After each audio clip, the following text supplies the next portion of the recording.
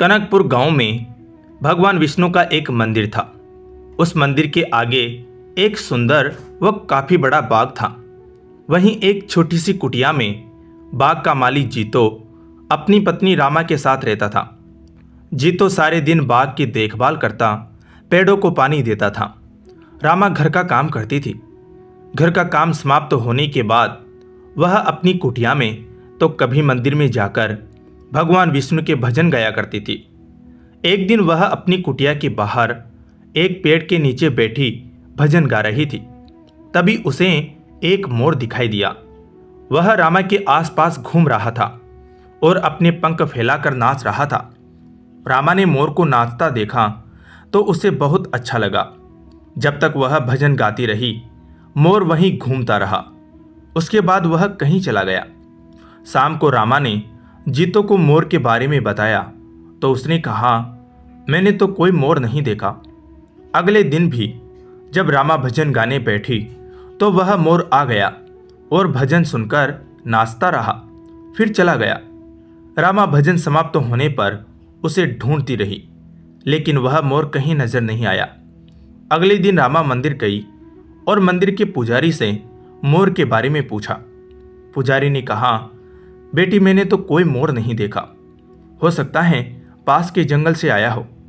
तब रामा ने कहा, लेकिन बाबा, मैं जब भजन गाती हूँ वह तभी आता है और जैसे ही भजन पूरा हो जाता है वह चला जाता है, उसके बाद कहीं नजर नहीं आता। तब पुजारी बाबा ने कहा, बेटी वह कोई साधु या संत होगा जिसका जन्म मोर के रूप में हुआ है।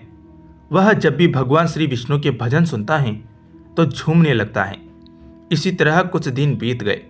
वह मोर हर दिन भजन सुनने आने लगा था। एक दिन रामा ने जीतो से कहा कि वह मोर हर दिन भजन सुनने आता है, मुझे कुछ समझ नहीं आ रहा। तब जीतो ने कहा, अरे बाघ हैं, पक्षी उड़ते उड़ते आ जाते हैं, ऐसे ही मोर आ जाता होगा। तुझे लगता है वह तेरा भजन सुनने आता है, हो सकता है वह खाने की तलाश में आता हो। अगले दिन जब वह मोर आया तो रामा ने बीच में ही भजन गाना बंद कर दिया और मोर के सामने जाकर बैठ गई। उसे देखकर मोर जाने लगा। तब रामा ने कहा, हे पक्षीराज मयूर, तुम साधारण मयूर नहीं हो, मैं तुम्हारे बारे में जानना चाहती हूँ, तुम कौन हो? यह सुनकर मोर रोने लगा। उसने इंसान की आवाज में कहा, माता, मैं पिछले जन्म में एक शिकारी था। जंगल से मोर पकड़कर उनके पंख निकालकर बाजार में बेचा करता था। एक बार जंगल में मैंने एक मोर पकड़ा। उसके पंख निकालने के कारण वह घायल हो गया और मरने लगा। तब उसने मुझसे कहा, हे दुष्ट शिकारी, तूने धन के लालच में न जाने कितने मोरों को मारा होगा। हमारे पंख निकालने के कारण जो कष्ट हमें होता है वह तू कभी नहीं समझ सकता।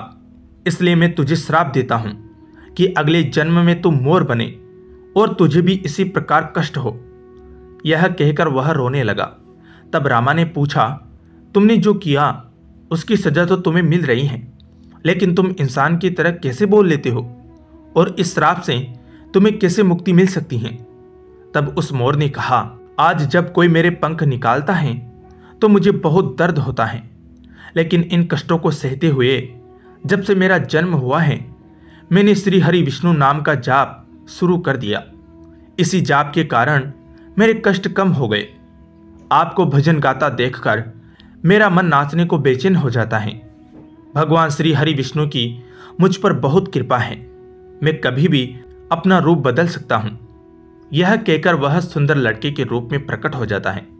उसे देखकर रामा बहुत खुश होती हैं और पूछती हैं, किंतु तुम किसी और को क्यों नहीं दिखाई देते? तब मोर रूपी लड़के ने कहा कि मैं इंसान के रूप में रहता हूँ, किंतु जब कोई श्री हरि विष्णु के नाम का गुणगान करता है तो मैं अपने को रोक नहीं पाता और मोर के रूप में नाचने लगता हूँ। रामा ने आगे पूछा, तुम्हें इस श्राप से कैसे मुक्ति मिल सकती है? क्या मैं तुम्हारी कोई मदद कर सकती हूँ? तब मोर ने कहा, माता, यह बहुत कठिन है। यदि आप अपने पति के साथ 1 सप्ताह तक बिना अन्न जल ग्रहण किए यज्ञ का अनुष्ठान करें और मुझे पुत्र के रूप में पाने की कामना करें, तो भगवान विष्णु की कृपा से मुझे मोर के जन्म से मुक्ति मिल जाएगी और मैं आपको पुत्र के रूप में प्राप्त हो जाऊंगा। रामा ने शाम को यह बात जीतो को बताई। जीतो ने मंदिर के पुजारी से बात की और यज्ञ का अनुष्ठान किया। 7 दिन लगातार यज्ञ चलता रहा।